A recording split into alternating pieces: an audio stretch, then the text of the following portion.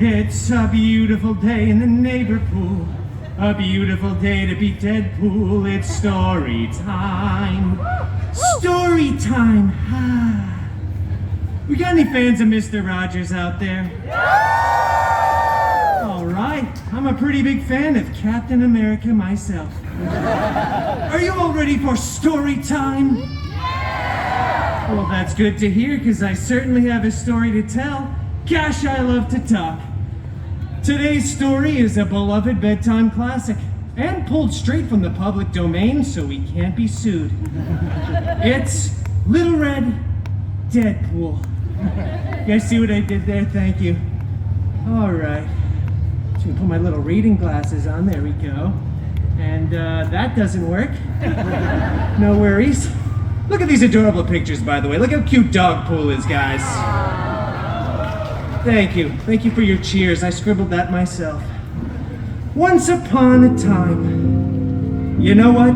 It just feels wrong when I'm doing it with myself. Why don't we all say it together, shall we? 1, 2, 3. Once upon a time. See, isn't that so much more fun and interactive when we're all in this together?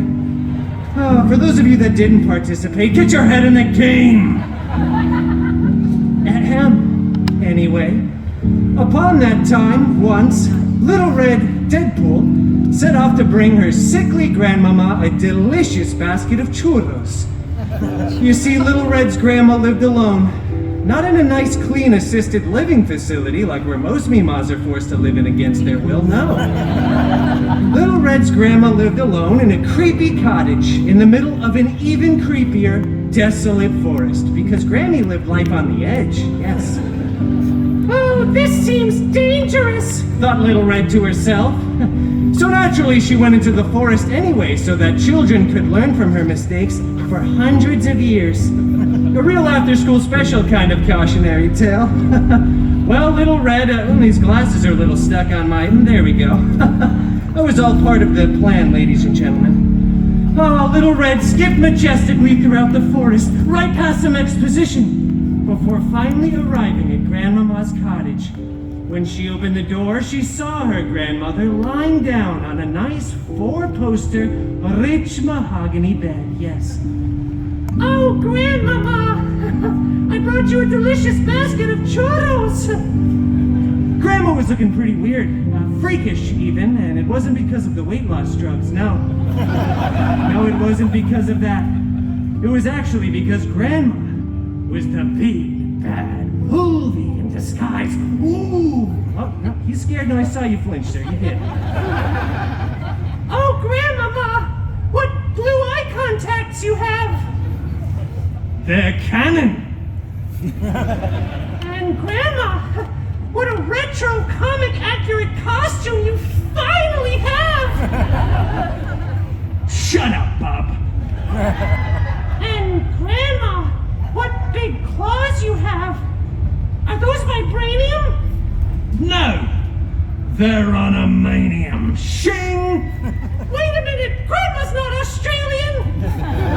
Little Red broke off a piece of churro, dropped her basket, whipped off her cloak, took a bite of that delicious churro, and then brought down her katanas in an X-shape formation.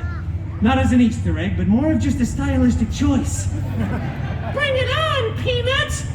They actually leaped at each other. Huge fight. It was awesome. They smashed through that rich mahogany bed, but no one got a splinter. Claws and katanas tore through the mattress, and there was CGI hay everywhere. Which, as you can imagine, is like 400,000 times more expensive than regular hay, but this is Disney. We like to go all out here. Speaking of going all out, once both fighters were finally fatigued from the fight's mutually incredible climax, they both slumped down to the ground, exhausted. Churro? Asked Little Red, now in her regular voice, because falsettos are hard and I'm getting kind of lightheaded. Sure, he replied. And so they shared that churro. In fact, they shared it Lady and the Tramp style, actually. Before gazing around at all the destruction and CGI straw left in their wake. You know, we could fix this place up nice. I bet Grammy would be willing to sell. Say, where is Grandmother anyway? She's, on vacation. Huh.